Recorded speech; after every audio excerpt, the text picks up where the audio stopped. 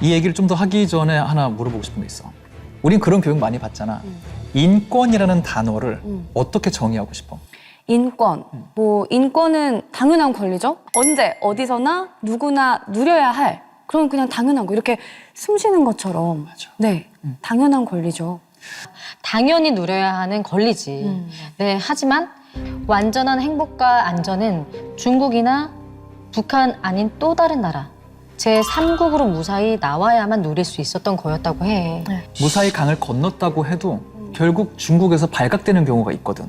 그런 경우에는 아까 우리가 퍼포먼스로 본 것처럼 강제 송환, 북송이 되기 마련이야.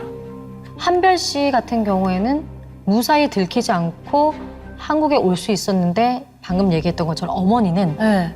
중국에서 강제 북송을 돼서 다시 북한으로 돌아와서 끔찍한 일을 겪었다고 해. 무슨 끔찍한 일이에요?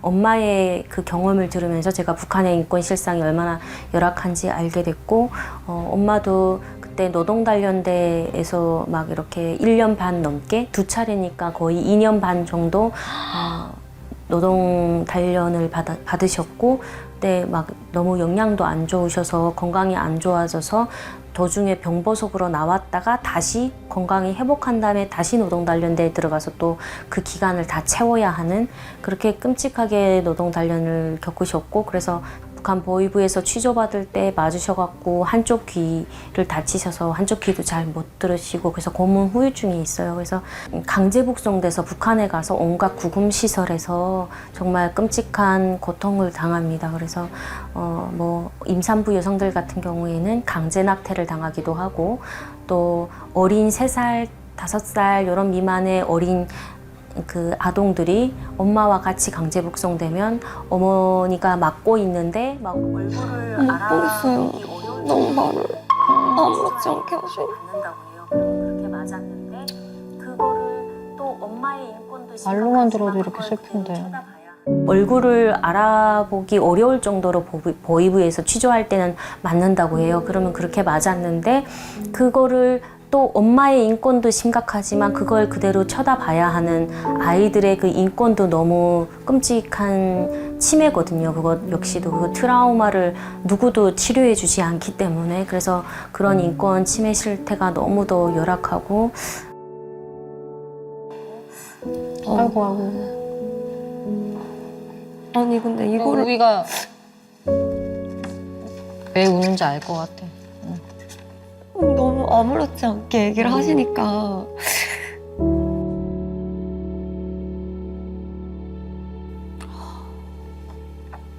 진짜 이게- 말도 안 되는 일들이 벌어진 것 같고.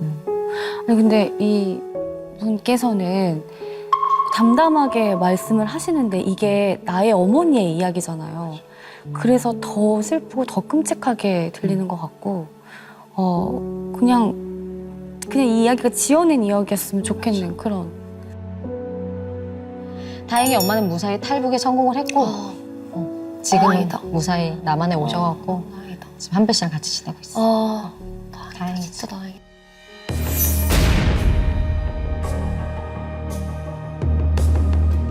그러면은 이 한별 씨가 어떻게 인권 운동을 하게 된 걸까요? 이 바로 어머니와 한별 씨가 탈북을 할 당시에 군대에 있었던 이 오빠의 생사를 알 수가 없었잖아. 오빠가 한별 씨와 어머니가 탈북하던 즈음에 군에 입대해 있었거든. 그래서 같이 탈북을 할 수가 없는 상황이었어. 그래서 일단 두 분만 먼저 나왔던 건데 2009년에 오빠도 탈북을 시도해. 그런데 어머니가 그랬던 것처럼 오빠도 붙잡혀서 강제 북송이 되어버리거든.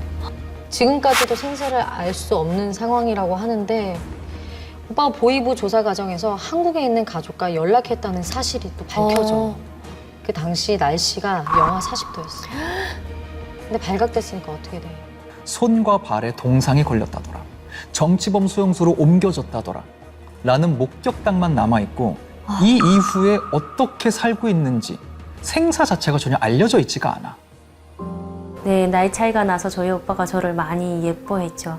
다 큰 여동생인데도 잘 막 업고 다니고 그러면서 되게 예뻐해주고 좋은 물건 있으면 이제 오빠는 첫째라고 집에서 이제 새 물건 다 오빠가 쓰는데 저는 막내다 보니까 좋은 필기도구도 못 쓰고 있으면 오빠가 그냥 자기 것 동생한테 주기도 하고 되게 많이 예뻐했던 오빠인데 예, 그냥 강제 북송돼서 아직 생사도 모르니까 그게 너무 마음이 아프고 저도 이상 가족인 거잖아요. 어떻게 보면 강제 북송된 탈북민들 이런 분들의 생사 확인도 정말 너무 많이 간절한 것 같아요. 그때부터 그렇게 시작된 인권운동 활동을 하면서 더욱더 힘들고 어려운 상황에 놓인 이 북한 여성들의 삶을 들여다볼 수 있었던 계기가 됐다고 해. 실제로 탈북하신 분들이 한국으로 오려고 하는 경우도 많은데 그때 내가 도와주겠다라고 나서는 중간 브로커들이 있대.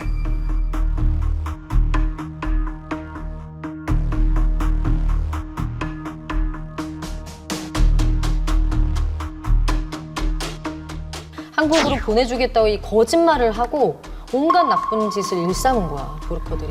그러니까 영화 같은 데 보면 꼭 그런 나쁜 놈들이 있잖아요. 있어. 네. 그러니까 실제로도 존재한다는 거죠, 그런 사람들이. 실제로 있고 이 모든 걸 알게 됐기 때문에 한별 씨는 더 열심히 활동을 할 수밖에 없대.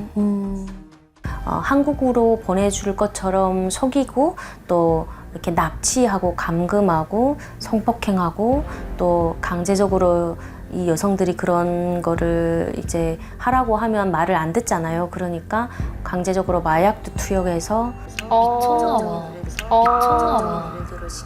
음성적인 일들을 시키는 그런 끔찍한 일들을 탈북 여성들이 겪고 있습니다. 진짜 나쁜 놈 중에 제일 나쁜 놈인 것 같아요. 아픈 사람들을 더 아프게 만드는, 네, 아픈 데를 더 덧나게 만들고 상처를 주는 사람들. 이 한별 씨가 처음으로 구출한 여성을 기억했는데 그 여성 피해자는 임산부였어. 그리고 그 가정을 통해서 이 한별 씨 가족보다 더 심한 인권 침해를 경험한 사람들을 많이 만났다고 해. 또 다른 사례는 구타를 너무 많이 당해서 대한민국에 도착하자마자 뇌 수술부터 받아야 되는 케이스도 있었고 또 한 케이스는 칼이 아니라 쇠 파이프로 맞았는데 너무 많이 맞아서 신체 일부가 절단된 케이스도 있었어. 너무 현실성이 없어서 믿겨지지가 않아요. 그냥 그치. 무슨 영화도 아니고. 조만간 한국으로 오게 될 사람까지 포함을 하면 벌써 30명째 구출을 했다고 하더라고. 진짜 대단하시다. 진짜.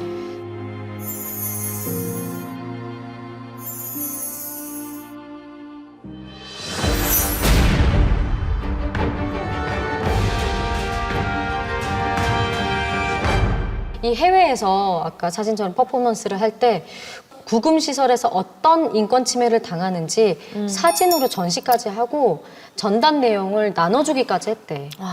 외국인들 반응 어땠을까?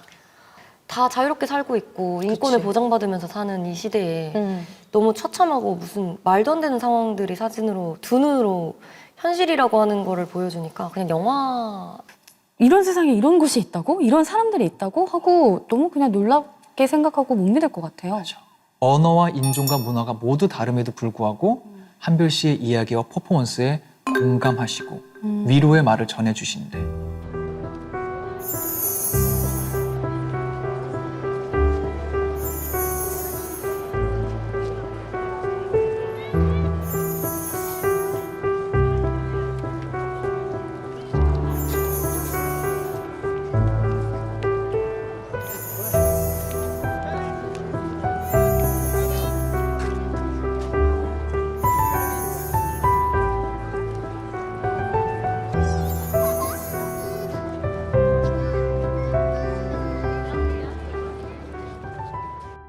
전 세계 어디에서도 강제 북송되지 않아야 된다. 저곳에서 자행되고 있는 인권 침해 멈춰야 한다.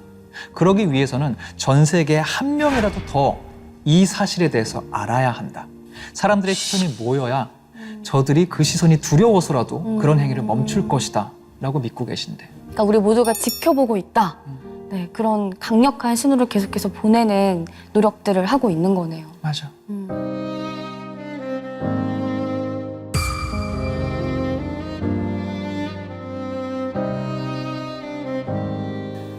많은 생각이 들었던 것 같아요. 일단은 너무 마음이 아프기도 하고